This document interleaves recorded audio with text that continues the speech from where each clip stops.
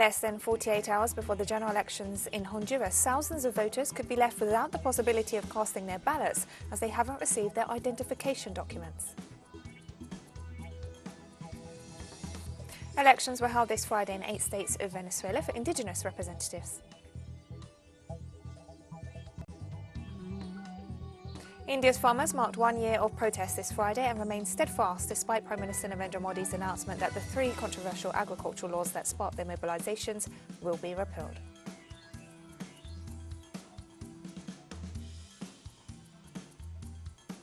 From the headquarters of teleSUR English in Havana, Cuba, this is From the South, I'm Katrina Goss.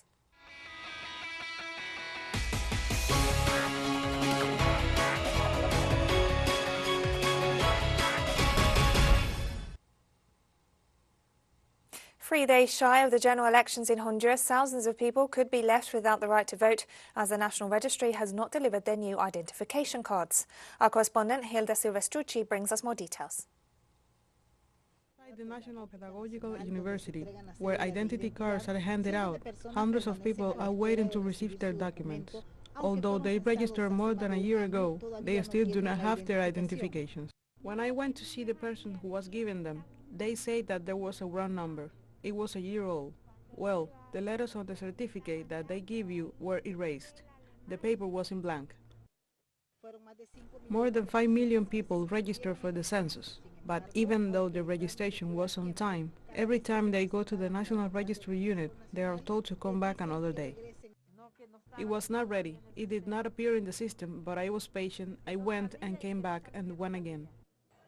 Days before the polls open, there is no response from the authorities in charge of the identification process, while voters are beginning to get used to the idea that they will not go to the polls.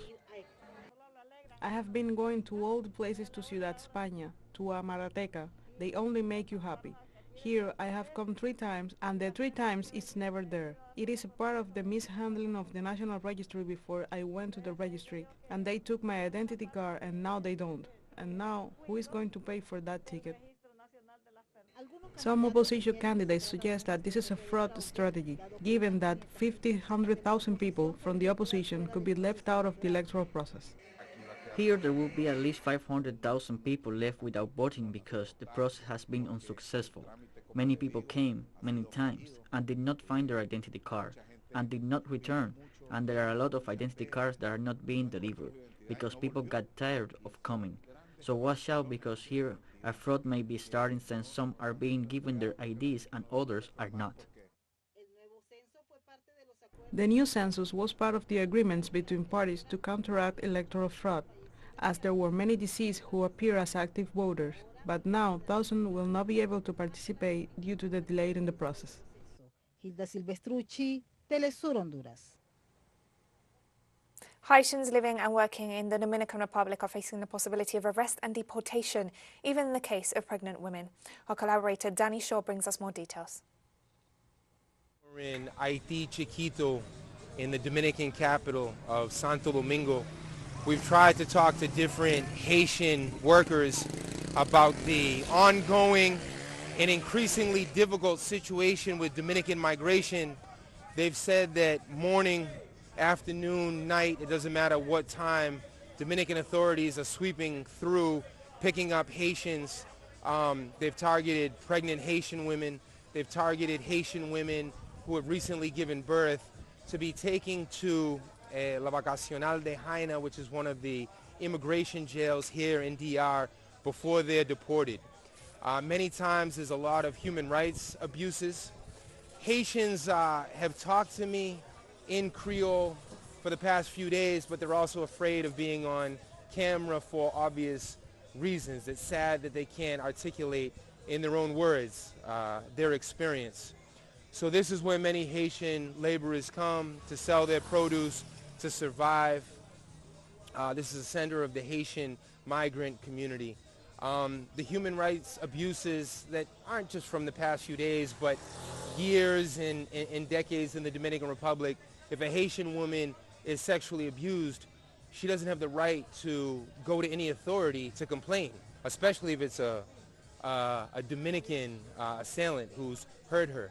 The Dominican authorities can come, they can steal these flowers, they can steal the sugar cane, whatever they're selling, and what can the Haitian people do. So the Haitian community here in IT Chiquito wants to get the word out, though they themselves don't feel capable of coming on camera. A center dedicated to the study of the thought of the leader of the Cuban Revolution, Fidel Castro, was opened on Thursday, the 5th anniversary of his death. Our correspondent Fabio Lopez brings us the details.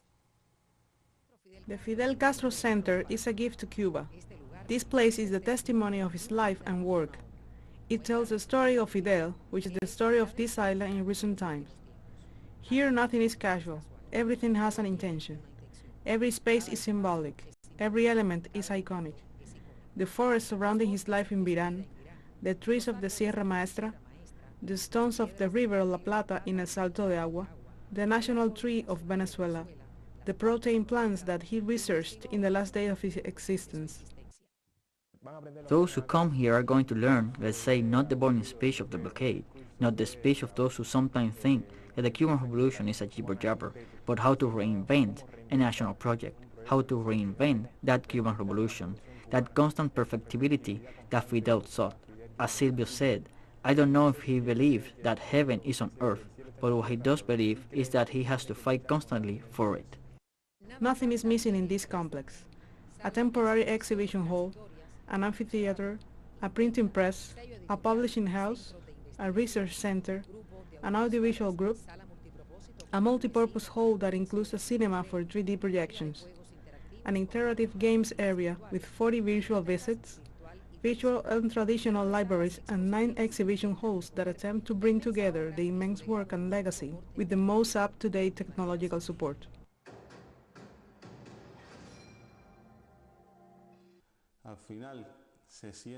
I think that here at the end you can feel that mystique of Fidel. I think that he even had to do with the design, his conception. I think he had to do with that too, even with the colors that have been used for this space, the way it has been organized, the information, all the places, all the spaces. I think that wherever you go from the moment you walk through the gardens, you start to imagine Fidel as if he was here.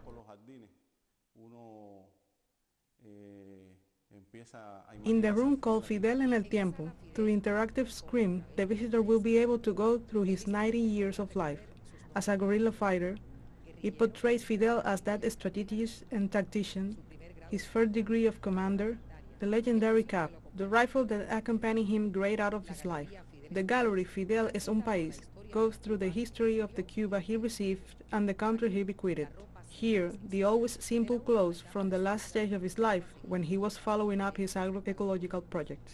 In the center you feel his presence. There is a particular energy that has been achieved through his belongings, that if you look closely, they aren't too many, because he didn't need too many things in his life.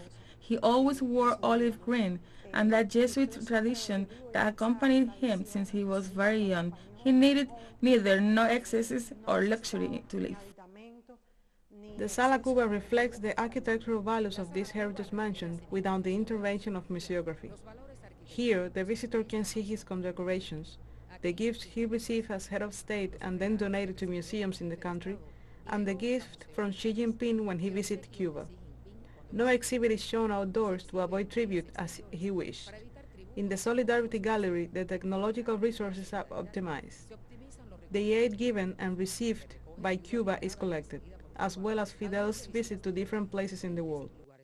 I think he would be very proud, he would be very happy, and not because they are talking about his history, but because they are talking about the Cuban. We have done a bit thinking about what he would not like to see here. This is not a place to worship him. This is not an indoctrination center. I think that what he would most like this place to be is a kind of, let's say, mosque or a church of resistance. This center has that purpose, right? To keep Fidel alive and fighting together with us in the new circumstances. Of course, the speakers could not be absent from this journey into an immense life. Here are some of his memorable speeches.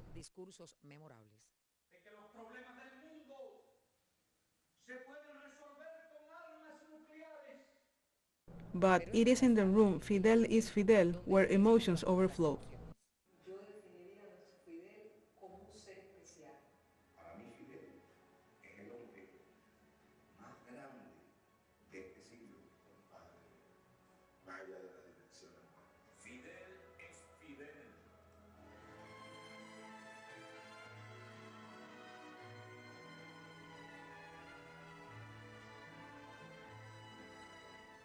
Fabiola López, teleSUR, La Habana. And we'll be right back after this very short break. Don't go away.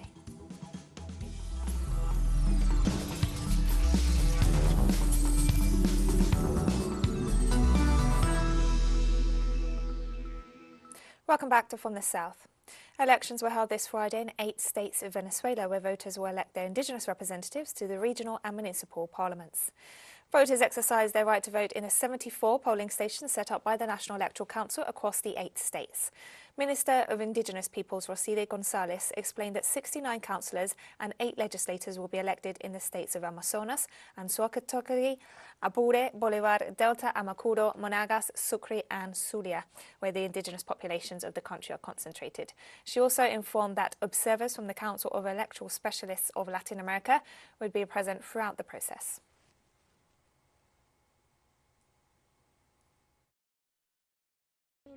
For the first time in history, the indigenous people hold their elections for delegates, and here we are to exercise our right to vote as participants of the indigenous peoples. Here we are as indigenous delegates who were elected by the communities. Here we are representing our colleagues who today are going to be elected as indigenous councillors.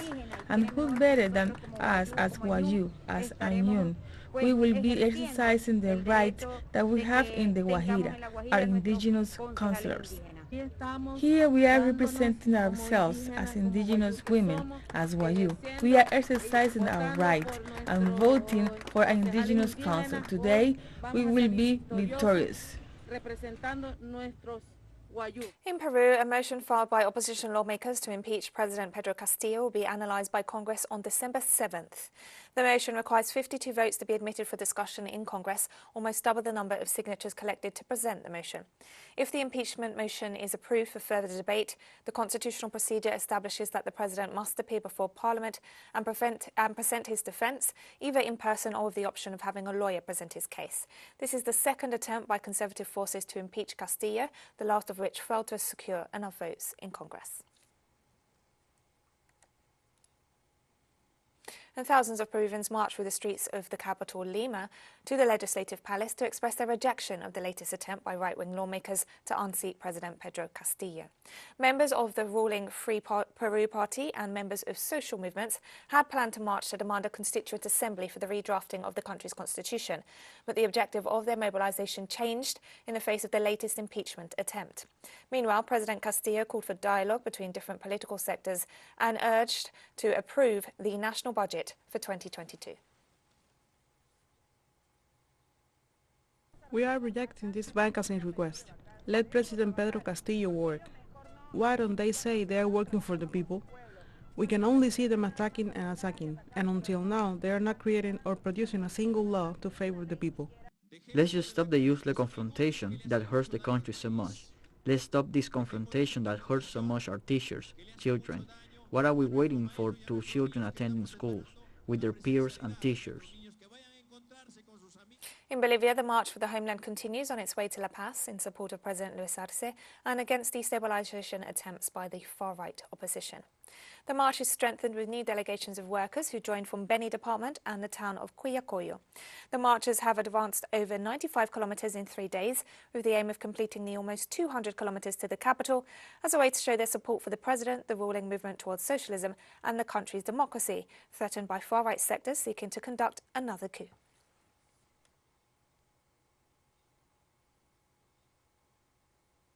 And as well as the trade unions and social leaders who joined the march, the Bolivian people are also participating in large numbers to show their support for the government of Luis Arce. Small farmers, rural workers, indigenous peoples and others have provided food and beverages for the social movements that are marching towards La Paz to defend democracy. In some towns, local priests blessed the marchers. People also performed indigenous ritual dances as a way to support those making the journey.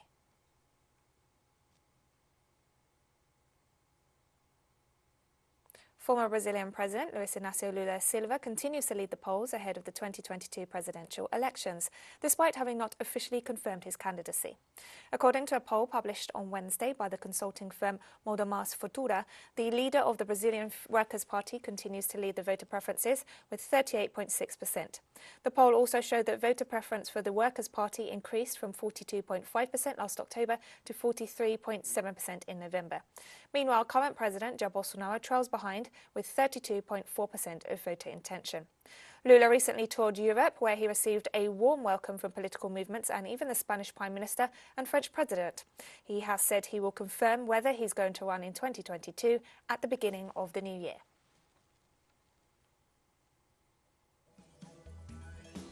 And we have more stories coming up after this final short break. Stay with us.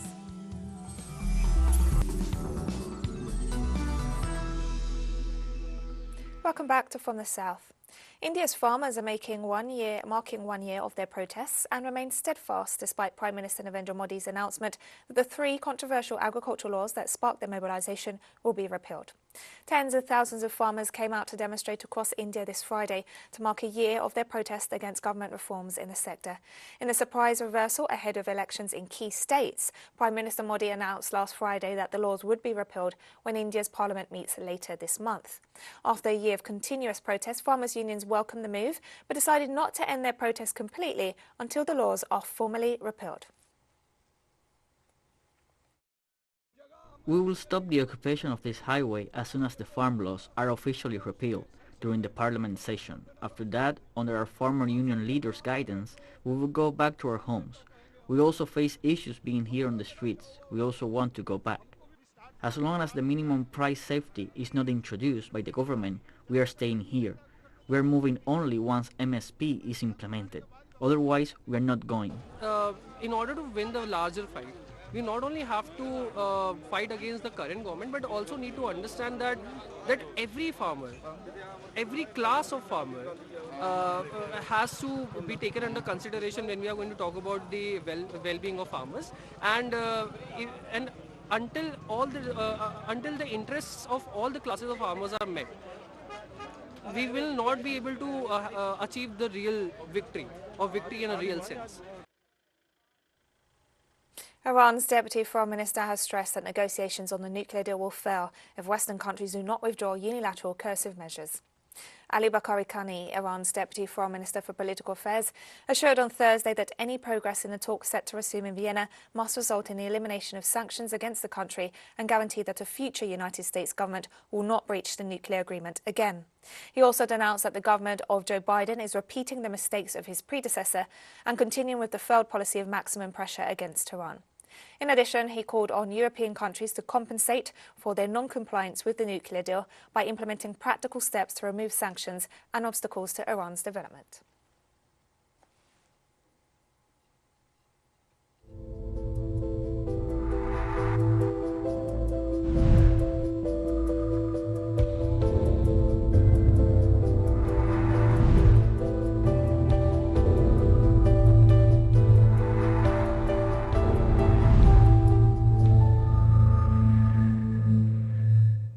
A World Health Organization spokesman noted it will take several weeks to understand the heavily mutated new strain of the coronavirus that emerged in southern Africa. For us to understand what impact this variant has. Researchers are working to understand more about the mutations and what they potentially mean for how transmissible or virulent this variant is, and how they may impact our diagnostics, therapeutics, and vaccines. And a WHO spokesperson also said the organisation cautions against imposing new travel restrictions due to the emergence of the new COVID-19 variant. It recommends that countries continue to apply a risk-based and a scientific approach when implementing travel measures, in accordance with the temporary recommendations of the 9th Emergency Committee. And it is important to note that every travel measure should be always weighed, and that countries can do a lot already in terms of surveillance and sequencing, and work together with affected countries or globally to work scientifically to fight this variant and to understand more about it, so that we know how to go about. So at this point, again, implementing travel measures is being cautioned against and taking a risk-based and a scientific approach. And we've come to the end of this news brief. Remember, you can find these and many other stories on our website at telesurenglish.net. You can also follow us on social media for all the latest news. We're on Facebook, Twitter, Instagram and Telegram. For teleSUR English, I'm Katrina Goss. Thank you for watching.